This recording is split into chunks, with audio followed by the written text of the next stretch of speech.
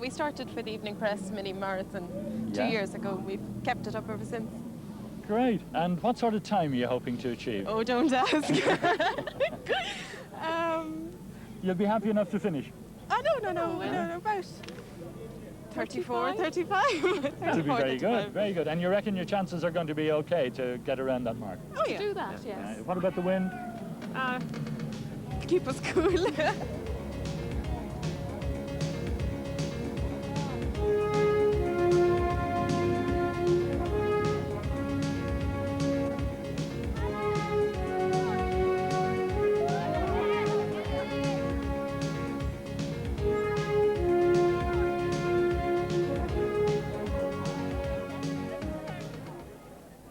Tense moments then for all the athletes, and there the three wheelchair competitors, Kevin Breen, Jerry O'Rourke and Mark Barry, preparing for their start, and all the others just warm up, waiting for the off.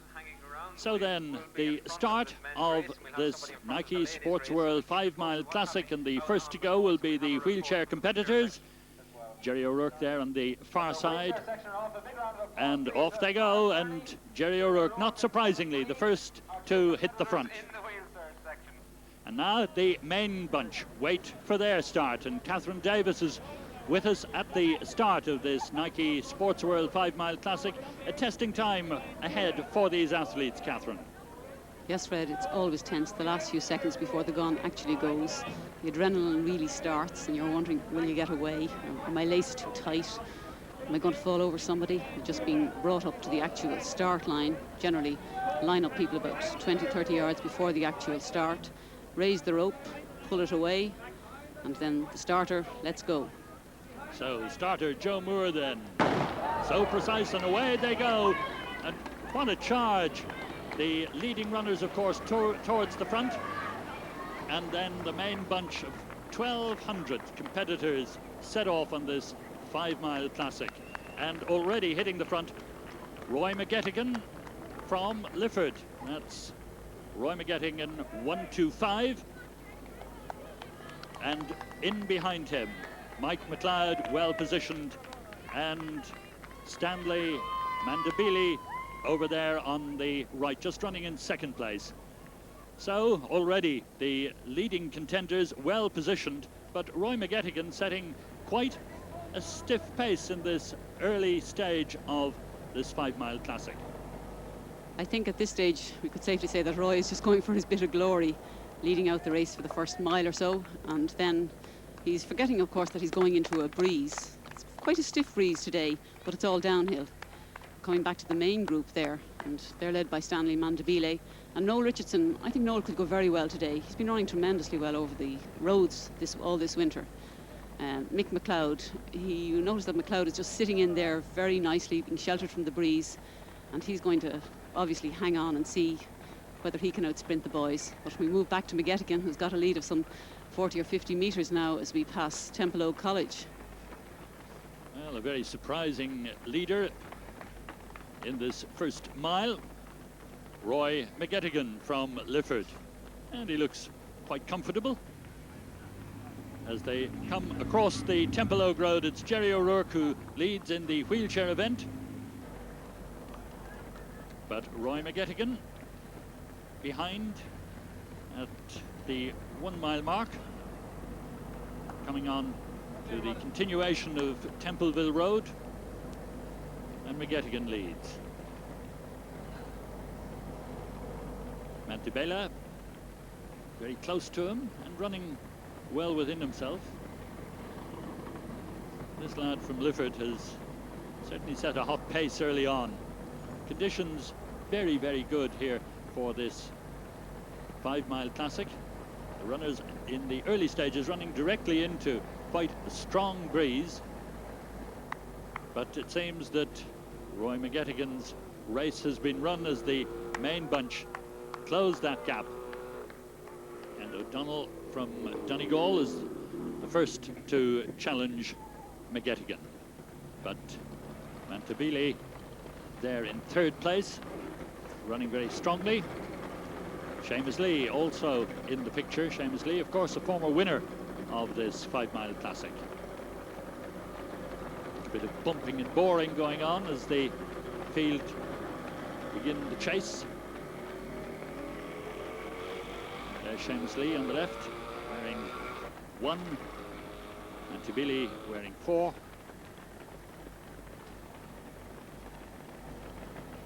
And so far no surprises in the leadership, because now Roy McGettigan has been hauled in, and Antibili is well placed. Noel Richardson from Limerick, number 5, also well placed. And down they go towards the run by the Dodder, and back behind them the second group, led by Pádraig Keane and his clubmate Dennis Noonan, and the man there just pushing his way out is Christy Crowley from Raheny. Noonan there in the white and blue is chasing the Vets Prize, and we're coming back now. It looks like the women. Number 8 is Alison Gooderham and Sue Dilnott and Christine Kennedy. I think Christine must be the favourite for the race today. She's beaten all the rest of the girls. She was even ahead of Dilnott in the World Cross Country Championships earlier on last month. So we head back to the joggers. I think we've got to remember that they're putting every bit as much effort into this race as the men up in front, led by Seamus Lee, closely followed by Noel Richardson. This is Jerry Kiernan now. Jerry trying to rediscover the form he had, which seemed to desert him when he forsake the shorter distances for the marathons. The man in front of him there, Eamon Tierney, who heads off next to run the World Cup Marathon in Milan. He'll be hoping for a good fast run today. And Seamus Lee still forcing the pace, but very close at hand is Mike Mcleod. Mcleod's not going to let anybody get away from him today. and as we look back we see Tony O'Reilly and Nicky McLaughlin, 2 Denore men, and there's another one, Jim McNamara, and followed in there by Jerry Brady in blue. He's from Clonliffe, and way back, a long way back, are those joggers who really are keeping it going tremendously well. They've supported this event magnificently, and they're all out aiming at their own individual goals, some just to finish, some to clock a better time than they did a year ago.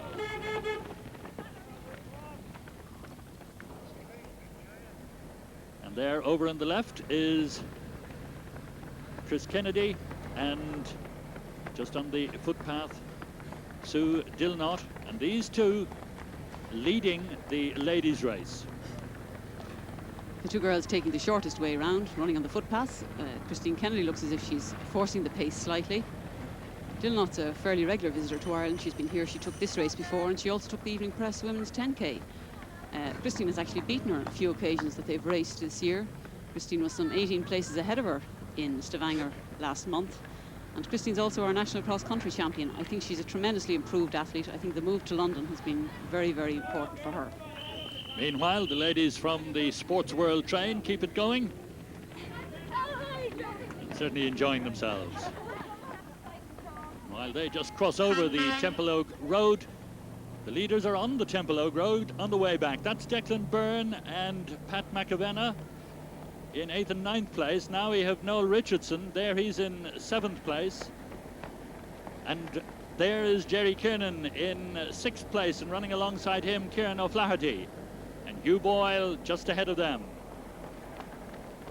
Hugh Boyle in 4th place. And you see the gap now between the first 3 and the rest. Mike Mcleod on the right. Stanley Mandabella there on the left, and Seamus Lee in the middle. Seamus Lee, a former winner, as we said earlier on, of this Nike Sportsworld Classic. Struggling just a little bit once Fields, trying to keep up with McLeod and Mandabella. Hugh Boyle going very strongly and steadily in 4th place. What a good performance and a good run by Kieran O'Flaherty there. Just ahead of Jerry Kiernan. Jerry Kiernan is always such a strong finisher. He doesn't look to be all that comfortable. And O'Flaherty keeping it going very steadily, coming up the Temple Oak Road, Ternier College on the left, Bushy Park on the right.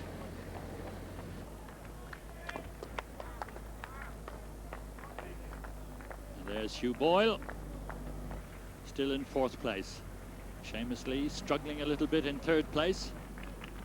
And Mandabili in the lead just about, but Mcleod now trying to put a little bit of pressure on and seeing if he can shake off this challenge from the Zimbabwean. Good performance by the Zimbabwean, who's injured and didn't take part in the World Cross Country Championship this year, having done so well in the previous 2 years, but seems to have shaken off the effects of that injury and looks to be running quite well within himself.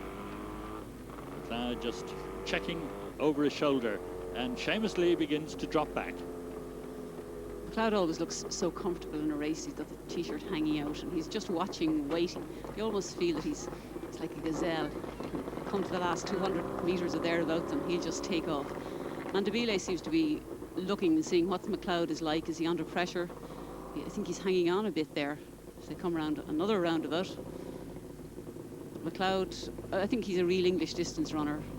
He's got, just keeps the pressure going all the time, relentless pressure. The gap beginning to open now. Mandabile, he's looking down at the ground. I think once an athlete starts to look at the ground, he's losing his concentration. Just under a mile to go for them, but at the finish, a mile ahead, it's Jerry O'Rourke coming in to win the wheelchair section. 24:16 is time, great performance. And in 2nd place, Kevin Breen. But back on the road, under a mile to go. Mike Mcleod relentlessly stretching out those legs and stretching that lead. And Stanley Mantabili is now out of contention, one feels, but what a big gap between these two and the rest. So Mcleod leads, Mantabili in 2nd place, and the finish almost in sight. And this man, who was a late entry, but what a good performance he's given. And Seamus Lee now in 4th place, tiring once he turned onto the Templeville Road. Lost it as Hugh Boyle moved up, and there is Hugh Boyle, 1:84, now in 3rd place, running very steadily, but just looks a little stressed, but in 3rd place. And it's McAvanna who's moved through into 6th position, and Kieran O'Flaherty still holding on to 5th position, but looking rather stressed at this stage. With less than a half a mile to go. No doubt about the winner. Mike Mcleod wins the Nike Sportsworld 5-mile Classic. 23 minutes, 10 seconds. Great win.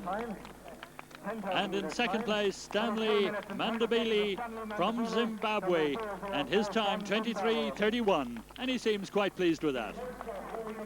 And now the 3rd place man, Hugh Boyle, getting the better of Seamus Lee in the last mile. Seamus Lee is 4th, Noel Richardson 5th, then comes Jerry Kiernan, then Kieran O'Flaherty, Pat McAvanna, and Declan Byrne is 9th.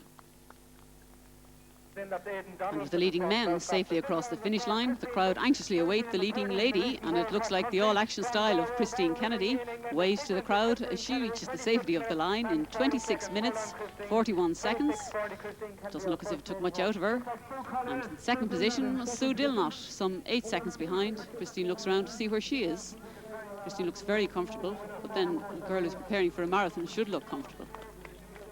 The man who's looking comfortable there, Mick Dowling, a very good day's work for him. Not maybe as arduous as it has been for those runners, as they, having completed their 5 miles, wait to be checked in officially.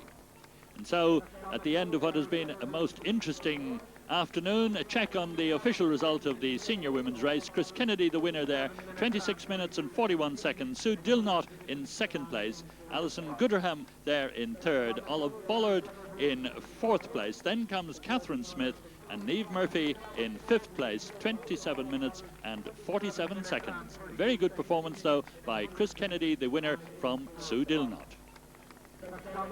Well, Chris Kennedy, you must be delighted with that form. Absolutely thrilled. It's great to come home and to actually win.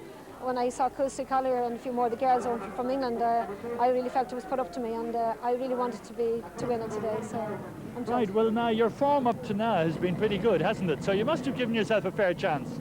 Yes, well I'm delighted this year my form is really coming around. I was injured last year for the full year, and I had a very unusual injury, and living in England is the clinic by Mal really helped. And coming back for the Nationals cross country, everything is coming right, and I'm delighted. But what about the competition you're getting in England? That I'm sure is a help to you as well. Oh yeah, I mean I train with the girls that are international, our own club that I have in England. There's 2 Irish girls and 2 international girls, and I'm running with that standard now. And I really feel that a lot of the Irish girls should come over and come and train with me if they want to. You don't want everybody at one time, but really they should, because you need that standard, and it's great coming home to win with good competition. And fair play to Mick here today. He's brought them home, and that's what more should be. You know? Well now, your win today, where are you going to from here? What are the ambitions for this season? The big ambition at the moment is 2 weeks' time, the London Marathon. I hope to break 2:36.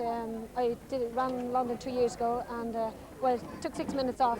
I'm not going to say I'm going to take 6 minutes off, but I'm certainly aiming for the Europeans next year, and the goal is to get under 2:36 and solely concentrate the World Cross Country and the Europeans next year. And during today's race, were you at any stage aware that you had victory in your grasp?